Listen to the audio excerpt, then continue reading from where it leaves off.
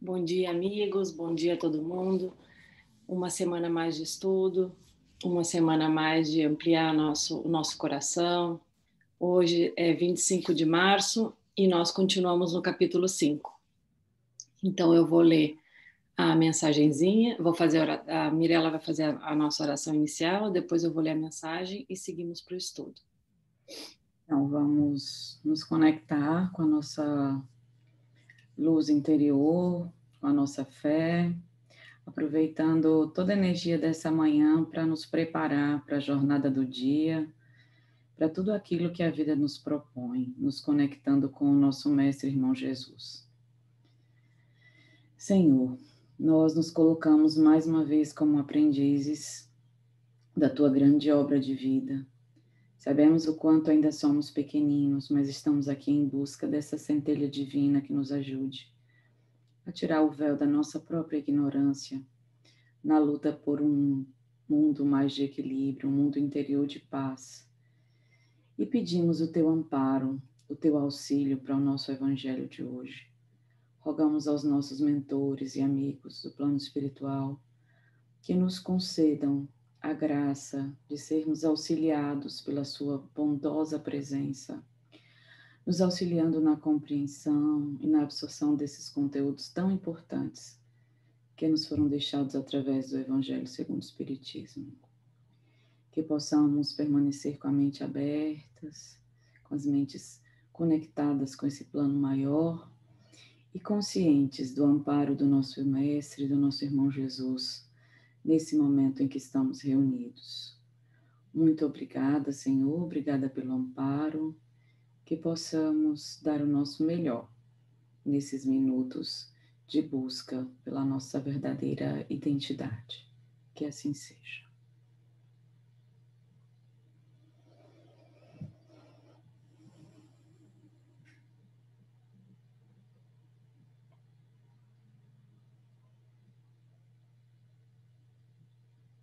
Vou compartilhar então a tela do Vida Feliz, que é um livrinho de Divaldo Franco, psicografado pelo espírito de Joana de Ângeles, e vou pegar um número 12, por exemplo.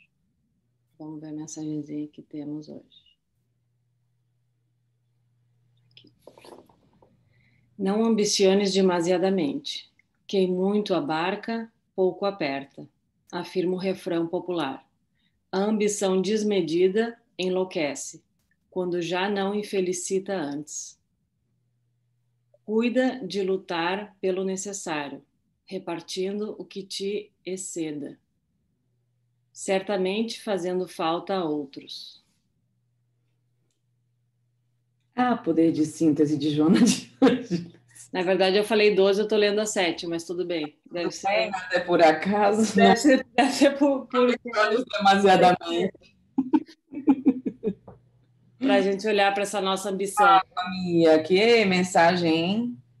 Eu acho que, assim, é fantástica eu adoro esse poder de síntese de Joana. Aqui dá para você fazer horas de estudo, tá? Sempre, essas mensagens de Joana dá para a gente fazer horas de estudo. Porque a gente quer tudo muito rápido. A gente quer tudo ao mesmo tempo. A nossa insegurança nos faz nos posicionarmos como crianças, né? Que querem o bombom ali da bodega e a gente não quer um, a gente quer o saco porque acha que a felicidade está naquele muito e não na permanência daquilo que a gente precisa. E é exatamente isso que ela diz, né? A gente tenta tanto, mas esse tanto adoece, você não consegue nada, né? Porque está, obviamente, sendo guiado por essa cegueira. Então, a nossa ambição ainda é assim, né? É uma coisa enlouquecida. A gente, no lugar de ter tranquilidade para edificar, é como, por exemplo, um estudo como esse, né? Que eu sempre falo. Estou tão feliz com as meninas que chegaram hoje, com as meninas que estão lá no grupo, e que a gente nunca precisa querer demais, a gente vai plantando a semente e isso vai frutificando. Não precisa que seja chegar ao final antes do começo. E a gente, como não tem fé de chegar ao final, tenta chegar sem construir a ponte, né? Então, é a nossa ambição, a gente não tem ainda essa maturidade. Aí esse conselho maravilhoso. Ah, a Patrícia disse que não sabe porque está sem áudio. Talvez não tenha habilitado no início, né, Mar? Tenta dar uma olhada. Pode ser. Pode ser que você não tenha habilitado, Patrícia. Qualquer coisa você sai e entra novamente. Isso, tenta entrar de novo, Paty. Tem esse conselho maravilhoso no final, né? Que a gente não tem essa sabedoria. Pá, eu digo assim, quando eu leio Joana, meu Deus, me dói na alma, porque é uma coisa que me chega profundamente. Então, cuida de lutar pelo necessário, né? Puxa, no lugar de você estar cego, tentando abarcar o que você não pode, te concentra naquilo que você precisa agora, porque você tem até demais. E se você não estiver preso no medo, você também vai poder ajudar aos outros, porque você tem demais, mas no medo acha que não tem nada. Então, é assim, fantástica essa mensagem. Às vezes, quando a gente lê, né, sobre ambição, a gente pensa que é uma ambição somente material, que é aquela que a gente conhece, né? Mas aqui Joana está ampliando muito essa consciência, ela está falando sobre a ambição de querermos ser, e talvez essa seja eu, ser Deus, né? Ser Jesus rapidamente. Então, a gente ambiciona, né, aquilo que nós não temos ainda, seja a nível material, seja a nível emocional, seja a nível de maturidade do nosso espírito, né? Então, é ali que entra a paciência, é ali que entra o nosso trabalho. Quando está doendo, quando a gente está sofrendo, pode olhar que provavelmente a gente está querendo mais do que a gente pode abarcar hoje. Digo mais, né? Porque exatamente a condição que a gente está na alma, né? A gente já tem esse comportamento como espíritos. E é óbvio que vai se manifestar da mesma forma na nossa inconsciência na luta material, né? Então, o espírito que somos, com as nossas ignorâncias ainda, né, se projetam na nossa vida material com a mesma ambição demasiada. Mas é como você falou, é também na vida espiritual que a gente quer chegar lá no mundo feliz antes de passar pelo mundo de regeneração, né? Antes de terminar a prova expiação. Então, assim, a gente tem essa coisa de não conseguir reter. E isso é muito, muito importante. Bom dia, Marley. Patrícia parece que resolveu o áudio, né, Patrícia? Que bom. Vocês não começaram ainda. Eu ia ficar quietinha aqui, achei que já tinham começado. E a gente está comentando a mensagem. Agora vamos para a leitura do nosso Evangelho. Que interessante que desapareceu aqui. Hoje nós vamos para o capítulo... Ainda está terminando. Ainda estamos no 5, aham. A gente está fazendo a leitura sequenciada, né?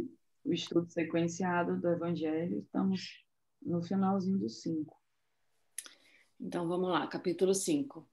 Deve-se pôr fim às provas do próximo? Deve-se colocar um fim às provas do próximo, quando se pode ou se deve, por respeito aos desígnios de Deus. Deixá-las seguir o seu curso?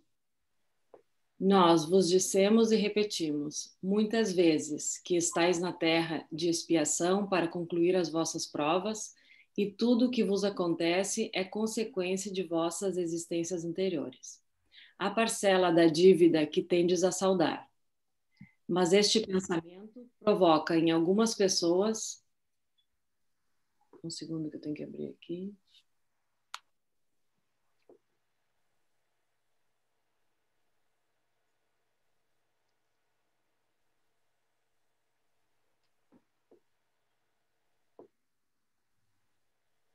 Mas este pensamento provoca em algumas pessoas reflexões que devem ser afastadas, pois podem ter grandes consequências.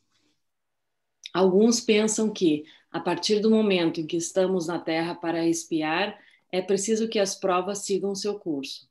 Há outros que acreditam que não somente é necessário evitar atenuá-las, mas que também é preciso contribuir para torná-las mais aproveitáveis, agravando-as.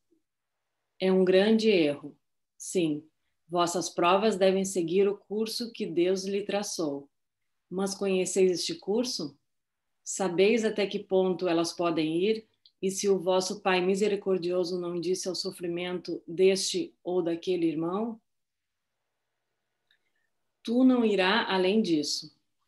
Sabeis se a providência não vos escolheu, não como um instrumento de suplício, para agravar os sofrimentos do culpado, mas como bálsamo de consolação que deve cicatrizar as chagas que a sua justiça tinha aberto? Portanto, não digais ao verdes que um de vossos irmãos feridos é a justiça de Deus, é preciso que ela seja cumprida. Dizei ao contrário. Vejamos quais os meios que nosso Pai misericordioso colocou em meu poder para amenizar o sofrimento de meu irmão. Vejamos se o meu conforto moral, meu amparo material e meu conselho poderão ajudá-lo a transpor esta prova com mais força, paciência e resignação. Vejamos mesmo se Deus não me colocou nas mãos o meio de fazer cessar este sofrimento. Se não me deu, também como prova ou expiação talvez, o poder de pôr fim ao mal e restabelecer a paz. Ajudai-vos sempre nas respectivas provas e não vos encarais jamais como instrumento de tortura. Este pensamento deve revoltar todo homem de bom coração, sobretudo os espíritas. Porque o espírita, mais que qualquer outro, deve compreender a extensão infinita da bondade de Deus. O espírita deve pensar que a sua vida inteira tem de ser um ato de amor e de abnegação, e que, por mais que faça para contrariar as decisões do Senhor, sua justiça será cumprida. Ele pode, pois, sem medo, fazer todos os esforços para amenizar a amargura da expiação, mas é Deus somente que poderá cessá-la ou protegê-la, segundo o que julga a respeito. Não seria excessivo orgulho da parte do homem acreditar no direito de resolver, por assim dizer, a arma na chaga? De aumentar a dose de veneno para qualquer que sofre sob o pretexto de que essa é a sua expiação? Considerai-vos sempre como um instrumento escolhido para dar-lhe termo. Resumamos desta forma: estáis todos na terra para expiar, mas todos, sem exceção, devem fazer inumeráveis esforços para amenizar a expiação de vossos irmãos, segundo a lei de amor e de caridade. Nossa, que explicação, né? E que difícil é a gente saber, como eu sempre digo, o limite, né? Entre eu dou a mão para esse irmão e eu ajudo ele de alguma maneira, né? Ou eu quero salvá-lo. E a pergunta ali é, eu posso amenizar, não disse eu posso resolver, né? E a gente não tem essa consciência, a gente acha que a pessoa não suporta, né? E não temos consciência das nossas próprias provas, né? A primeira frase já diz, nós vos dissemos e repetimos, estais na terra de expiação para concluir as vossas provas.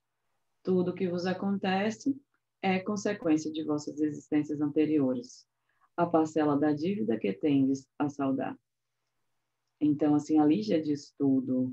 Nós precisamos passar as dificuldades que nos são impostas, são para o nosso crescimento, né? Quando você salda uma dívida, né? Nesse caso, uma dívida moral, né? Como para com você mesmo e para com o universo, porque é óbvio que quando a gente está adoecido, a gente tanto faz mal a si como ao outro, né? Então, eu tenho que trabalhar dentro de mim aquilo que veio ser resolvido. Como é que posso, né, não ter uma visão dessas provas que enfrento? Aí, se eu não tenho da minha, se acho que eu não suporto, imagina o outro, né? Aí, sem dar conta nem da minha, eu vou tentar resolver a do outro. Eita, que aí vem um balaio de gato. Exato. Aí vem isso que ele diz, né? Em vez da gente estar ajudando, a gente pode estar gravando, inclusive, né? Uma situação que nós temos que reconhecer de vez em quando que a gente não tem condição de ajudar, mesmo querendo, né? Eu quero ajudar, é mais, provavelmente eu quero até salvar, né? Primeiro, que salvar realmente só Deus. Nós não temos esse poder ainda, né? Nós temos o de atenuar, o de ajudar dentro da nossa condição para que uma pessoa querida consiga passar por uma dificuldade, o que nós enxergamos como dificuldade, né? Que seria na realidade, um desafio, né?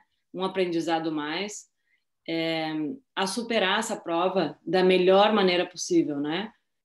Seja economicamente, seja com uma palavra, seja com um sorriso. Às vezes a gente acha que somente coisas grandiosas ajudam. Um sorriso, às vezes, que a gente dá para uma pessoa ajuda. Pois é, e às vezes, como você falou, projeta a dor no sofrimento do outro, que às vezes o outro nem está passando, entendeu? Então, assim, a gente tem que ter muito cuidado, porque se eu entro num sofrimento para ajudar alguém que está sofrendo, tem muito mais de meu do que do outro. E essa pessoa com a dor tamanha, óbvio que não vai ajudar, vai fazer mal a outra pessoa. Para você ajudar alguém, ou seja, para você levar uma palavra, como diz aí o Evangelho, para você levar um auxílio material que seja, porque até para levar o auxílio material a gente tem que ter a postura ideal, né? Uhum. Então, uma pessoa, por exemplo, que dá um auxílio material, tem gente que dá com energia de profunda arrogância e tem gente que dá com um profundo respeito. A arrogância é, por exemplo, alguém dá uma ajuda material, mas espera que o outro faça o uso daquela ajuda da forma que quero eu que dei. Então, profunda arrogância não está dando nada. Está tentando controlar o destino do outro sem respeitar a sua necessidade interior, justa ou equivocada, porque não cabe a cada um de nós julgar, né? Então, e tem pessoas que conseguem já, pelo desapego, realmente fazer uma doação, né? Tem muita gente que diz, eu vou doar e eu sei lá o que vão fazer com esse dinheiro. Mas vá. Já é uma energia, Não importa, né? Então, Tu não estás doando, né? Doar é grátis, tu não precisa saber controlar o que vai acontecer com esse recurso, né? Mas na nossa ignorância, a gente quer ter o controle de tudo da vida do outro, né? Então, as provas do outro, elas são referentes a ele, elas não dizem respeito a mim. Se eu tenho, por exemplo, um parente que tem uma dificuldade financeira, se eu ajudo esse parente, ele só vai se sentir ajudado se você der de coração sem tentar interferir na vida dele. Mas não é assim que a gente age, né? Por quê? Porque, no fundo, a gente acredita que o recurso é nosso, que deve ser aplicado da forma que queremos nós, né? Então, assim, é muito difícil isso por causa, mais uma vez, né, da nossa ignorância. A gente precisa primeiro perceber o nosso desequilíbrio, né? Porque o nosso desequilíbrio vai atrapalhar ao desafio do outro. E é como diz aí, a gente está aqui na Terra para espiar. E as provas precisam seguir seu curso, né? Está lá no segundo parágrafo. Né? A gente está aqui para espiar. E as provas, elas vão seguir, né, o curso delas. Como é que a gente vai se portar perante essas provas e como a gente vai poder ajudar os outros vai depender da nossa saúde. Exato. E é muito sutil o que eu sinto e o que eu racionalizo, né? Então é isso que a gente tem que ver. Quando eu ajudo alguém, eu preciso olhar para aquilo e pensar o que lá no fundo de verdade eu estou sentindo, porque a pena também é um sentimento que vem muito quando a gente ajuda alguém. Quando eu sinto pena de alguém, o que eu estou dizendo em realidade? Que eu não confio no potencial daquela pessoa, que se eu é um pouco de arrogância também no dizer se eu não ajudar ela, coitada, né? E a pena, ela se confunde muitas vezes com um sentimento genuíno que a gente tinha, né? Que a gente aprendeu que sentir pena do outro é ser humilde. Mas cuidado, sentir pena pode ter muita arrogância ali dentro. A gente tem que olhar calmamente para isso para ver.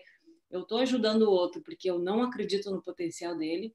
E quando eu faço isso, é uma energia pesada para o outro, né? Quando eu ajudo sem acreditar que ele tem o potencial para fazer isso sozinho. E aí tem ainda uma outra visão, né? Porque tem essa e tem a outra visão, que nós espíritas, depois que a gente descobriu e aprendeu que a gente está aqui, né? Que vai ter que sustentar, quando acontece uma coisa difícil para alguém, a gente diz, mas é a prova da pessoa, a pessoa tem que... Então, veja, aí quando ele diz aí, né? É um grande erro. Sim, suas provas devem seguir o curso que Deus lhes traçou. Né? Tome na cara da arrogância. E você? Você acha que você conhece esse curso? Né? Quem é você para achar que você conhece o curso das provas de Deus. Então, cabe a você ajudar. A gente nem pode entrar no extremo nem no outro, né? Nem no extremo de tentar salvar, de tentar fazer o papel de Deus, e nem no extremo de, se tá acontecendo aquilo ali é porque está pagando. Meu Deus do céu, bando de espíritos sem luz somos nós, né? Então, a gente, infelizmente, entra nessa postura quando a gente não sabe qual é o plano de Deus. É um julgamento, né? E aí, alguém conhece quais são os cursos das provas que Deus nos dá? Né? Oi, Sabrina. Peraí, Saque. Agora. Ok. Não, eu queria falar para vocês também que tem muita gente também que não está preparada, né, a receber ajuda. Eu vi isso na minha vida inteira e vejo ainda pessoas que tiveram ajuda, porque é ajuda, é o momento da ajuda, é aquela, depois você tem que caminhar. E tem muita gente que se para ali e se acomoda nessas ajudas que estão sempre vindo, né? E acaba não cumprindo com aquilo que deve fazer.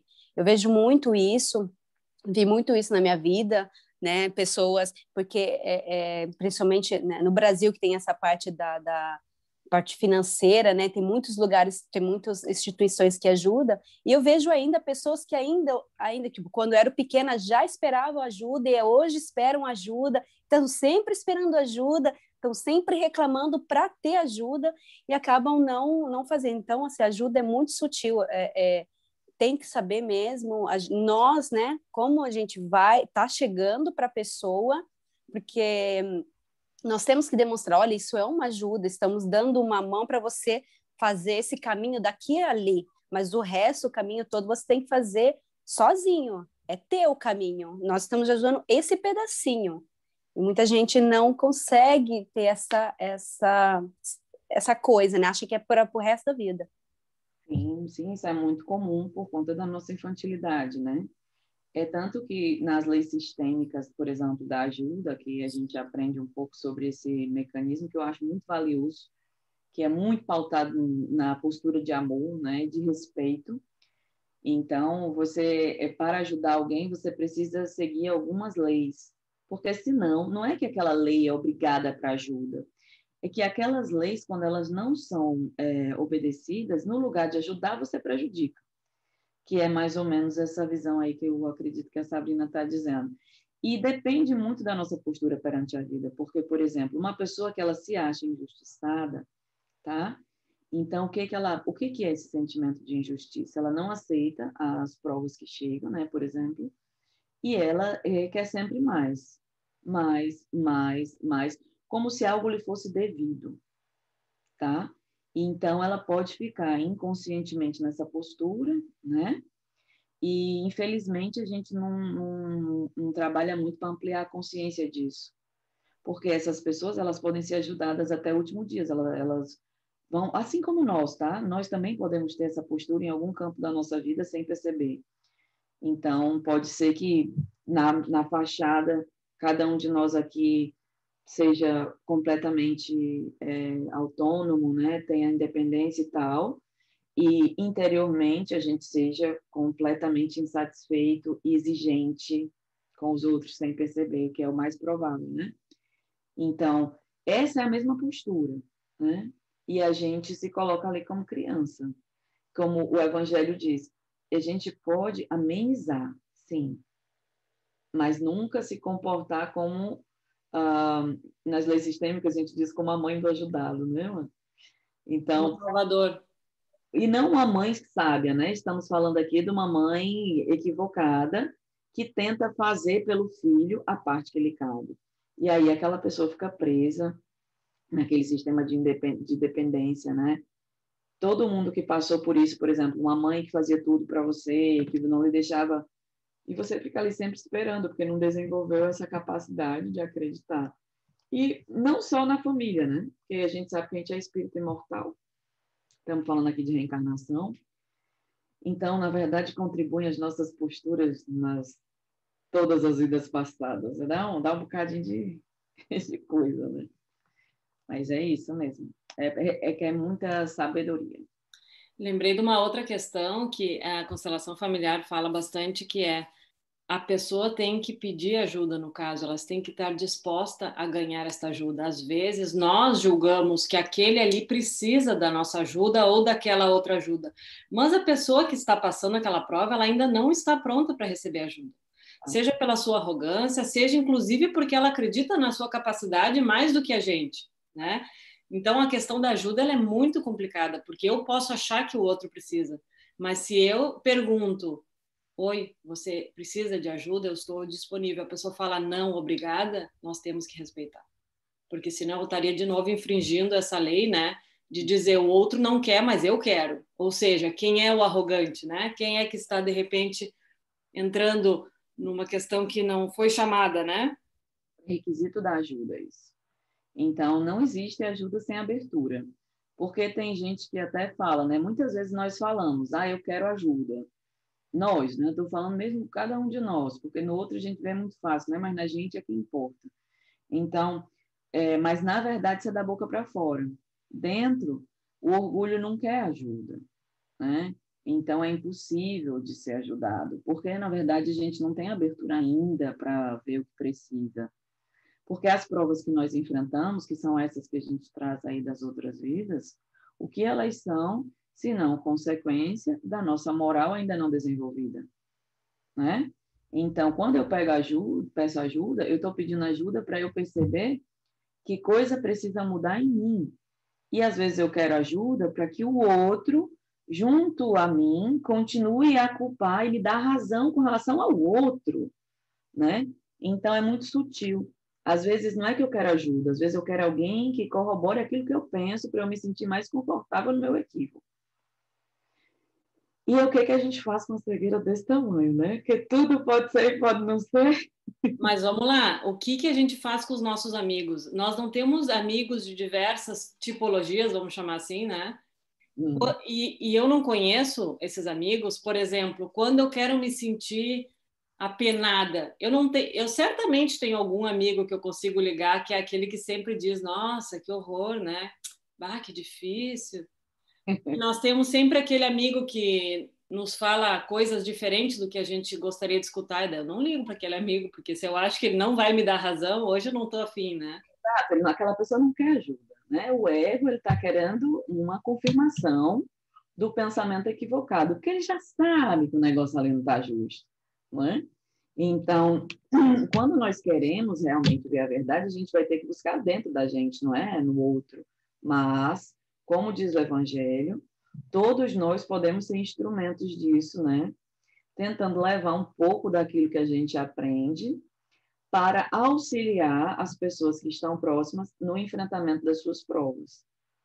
Porque, como cada um de nós está no mundo de provas e expiações, né? Cada um de nós tem os enfrentamentos e não são fáceis. São provas, galera. O que são provas? Prova é um negocinho que você vai fazer para atestar um aprendizado. É ou não é? Por exemplo, prova na escola, né? Então, eu tenho que testemunhar um aprendizado através dessas provas. Enquanto eu estou ali só repetindo as provas e caindo na mesma, né, vamos dizer assim, insanidade, ali com a mesma postura, não tem, porque a prova ela tem muito a ver com o testemunho do crescimento. Senão, a gente continua nesse processo de que parece um sofrimento profundo, né? Espiando tudo isso do passado. E tem aquilo que a gente fez, né? Que hoje a gente precisa reparar e bababá. Não é fácil, né? Quando nós que estamos aqui somos espíritas e sabemos que, através da imortalidade da alma, que a gente não tem uma encarnação para compreender, mas uma história espiritual para trabalhar. E Muita coisa. É muito mais amplo, né? E não quero, eu não preciso saber quem eu fui, como eu fui, mas eu sinto em mim aquilo que precisa melhorar. E aquela coisa que a prova ela é individual e ela é intransferível. Ponto. Né? Eu posso transferir a minha prova para uma próxima encarnação, algumas coisas, posso, mas ela vai continuar sendo minha, né? Até Então, assim, ninguém pode passar uma prova para o outro, pelo outro, né? Nós podemos tentar amenizar com uma postura correta, podemos tentar ajudar. né? Familiares, às vezes com os pais, né? A gente tenta pegar para a gente uma prova que cabe ao outro superar. E aí fica a gente mal, e o pai ou a mãe mal, e fica todo mundo doente junto. Porque é como a gente está dizendo, nem a gente precisa se felicitar porque aconteceu aquilo ali, tá ótimo, é porque merecia, né? Ou então a postura de, não, então vamos lá, quanto pior, melhor, porque aí eu tô depurando, né? Então eu posso piorar a situação de fulano, porque não tem problema, que ali ele está pagando, está espiando. Então, assim, é uma postura um pouco egoísta e preguiçosa, né? Então, nem uma coisa nem outra. Nem lavar as mãos, como Pilatos, né? Que ali é como o Evangelho fala, que é o exemplo que o Evangelho dá para o egoísmo, né? Durante muito tempo, o meu ego não queria ver o egoísmo. Eu dizia, eu entendo tudo, só não entendo o egoísmo. Não consigo entender o egoísmo. Eu digo, só o egoísmo, Mirella, que você não entende? Aí teve um dia estudando essa passagem, aí, quando eu vi esse Pôncio Pilatos que lava as mãos, aí eu comecei a ver o quanto eu lavava as mãos. Meu Deus do céu. Ai, que tempestade. Eu digo, tá bom, já me arrependi de ter pedido para entender o egoísmo. Basta, porque eu comecei a ver o quanto na nossa vida a gente vê sofrimento, vê dificuldade, e a gente lava as mãos, né? Ou diga, mas é porque isso tem que ser assim. Né? A gente vê agora a Terra passando por esse movimento tão desafiador para umas pessoas mais, para umas menos, algumas tendo que enfrentar a verdadeira sombra dentro de si, né? Ou seja, você lava as mãos como se não tivesse sofrimento. E isso é uma postura da alma, né? Completamente egoísta. Então, nem isso e nem tentar ocupar o lugar de Deus para cancelar as provas de uma pessoa. E a gente não pode esquecer que tem uma ajuda muito grande, que é a oração, né? A gente, às vezes, se acha impotente com relação a alguma situação, inclusive do mundo, que pode ser essa que a gente está vivendo. A gente esquece que talvez uma oração diária que nós possamos fazer, né, para o mundo, para irradiar luz para essa situação, para ajudar as pessoas que estão sofrendo, inclusive nós e pessoas que hoje estão em hospitais por doenças várias, essa pode ser uma grande ajuda, né? Que nós não vamos ver fisicamente, mas com certeza é uma ajuda talvez muito maior do que aquela quando a gente faz com uma postura equivocada, né? Então, quando a gente se sente, entre aspas, impotente, a oração pode ser uma arma muito potente com relação às ajudas várias, né? Que nós achamos que não podemos dar. Então, fica sempre o convite da oração sobre qualquer situação que a gente esteja passando, qualquer. Eu sempre digo que eu criei um costume que quando eu estou na rua e eu passo por alguém que eu sinto alguma dificuldade, né? Pode ser inclusive, pode ser um mendigo, pode ser uma pessoa drogada, pode ser, enfim, qualquer pessoa que eu sinta que tem, eu rezo. Porque, na verdade, né, eu sinto de rezar naquele momento, porque às vezes aquela pessoa ainda não chegou o momento em que ela realmente esteja precisando de ajuda, mas eu tenho certeza que uma oração pode, de alguma maneira, acercar, né? Então, assim, muitos pais aflitos que estão nessa situação, né, de ter um filho com alguma dificuldade que não está conseguindo lidar, a gente cai no desespero. E ok, é genuíno, né? Porque realmente um pai se desespera quando não consegue salvar um filho. Deve ser muito difícil essa situação. Mas a gente esquece da oração também, né? Na verdade, esse desespero ele só se dá quando o pai está lidando com alguma situação não resolvida dentro dele, sabe? Que é uma coisa importante, né? E que temos todos, né? E aí o filho, ele é uma porta, né? Aquele sofrimento, o pai às vezes nem vê o sofrimento da forma que está acontecendo. Aliás, não vê, né? Então, essa coisa da oração em cada um desses momentos é fundamental, porque a oração, ela nos eleva num padrão melhor do que aquele que nós temos de habitual, para que a gente possa receber o auxílio, né, do céu. Como é que a gente vai ajudar se a gente estiver numa sintonia ruim? E é como você disse, uma oração, ela produz energia. Para ti e para os demais, né?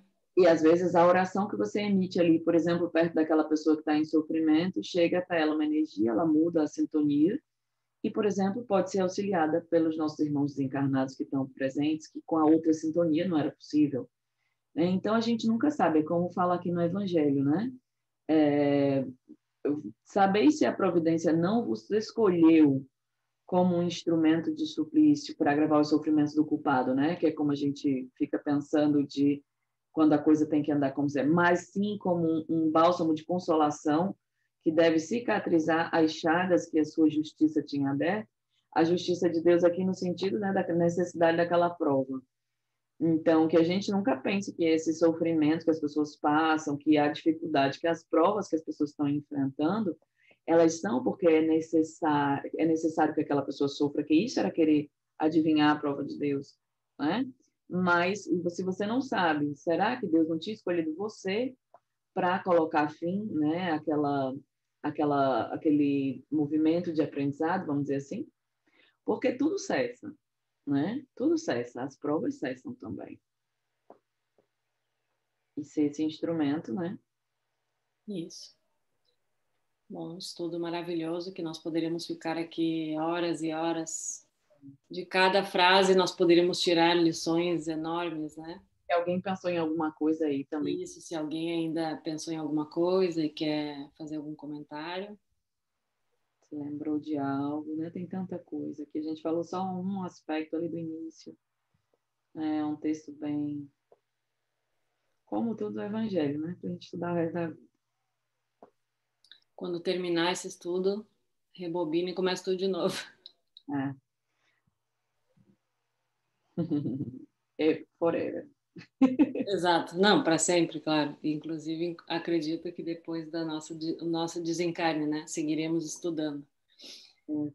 Então, Mi, talvez ninguém mais queira fazer nenhum comentário. Se tu quiser fazer o fechamento, eu agradeço. Né? Para o nosso encerramento, agradecendo a Deus por cada um que está presente hoje, e tanto no plano espiritual como no plano material, e àqueles também que vão ter acesso ao vídeo através da internet. Então, vamos unir nossos corações, nos permitindo para começar o nosso dia, as nossas atividades, essa conexão tão profunda com aquilo que é de mais belo, com aquilo que é de mais infinito, que é Deus dentro de cada um de nós. Mestre amado, nós te agradecemos com a profunda abertura do nosso coração por esse momento. Sabemos que seremos convidados a cada segundo das nossas vidas a darmos esse testemunho da compreensão das provas que nos chegam, do nosso papel no auxílio àqueles que estão ao nosso redor. Temos consciência ainda da nossa ignorância, mas também da nossa vontade e do nosso amor. Então, auxilia-nos. Auxilia-nos a colocar em prática durante o nosso dia e durante a nossa semana esse aprendizado. Tentando olhar não pelos olhos do egoísmo, mas pelos olhos do amor, cada uma das situações que teremos ao nosso redor. Que possamos auxiliar mudando nossos pensamentos destrutivos para bons pensamentos de luz. Que possamos auxiliar mantendo o coração aberto para abraçar na alma aqueles que precisam de compreensão e que sigamos como esses que estão a fazer o seu trabalho aqui na Terra como pastores, apesar da nossa dificuldade, mas fazendo o que cabe a cada um de nós, nesse trabalho profundo de ajudar e de ser principalmente ajudado como precisamos. Auxilia-nos nas dificuldades, nas provas que temos que enfrentar, nos ajuda a receber o amparo dos Espíritos que estão a nos orientar nesse momento, para recebermos toda a luz. Imaginemos essa luz que desce do alto e que nos carrega de muita força para o enfrentamento com tranquilidade daquilo que precisamos trabalhar na nossa vida. E gratos por essa oportunidade, pelos amigos que estão unidos nesse propósito de estudo. Damos como concluído o nosso Evangelho, solicitando aos bons espíritos que também possam fluidificar, tornando a água um medicamento necessário para a nossa condição material e espiritual. E que possa nos preparar para continuarmos esse estudo na próxima semana juntos. Muito obrigada, Senhor. Que assim seja. Obrigada pela presença de todos. Obrigada por aqueles que nos assistem semanalmente. Um beijo para minha prima Simone, que eu sei que ela nos assiste toda semana. E um beijo para todos vocês e bom resto de semana. Fiquem com Deus. Que assim seja.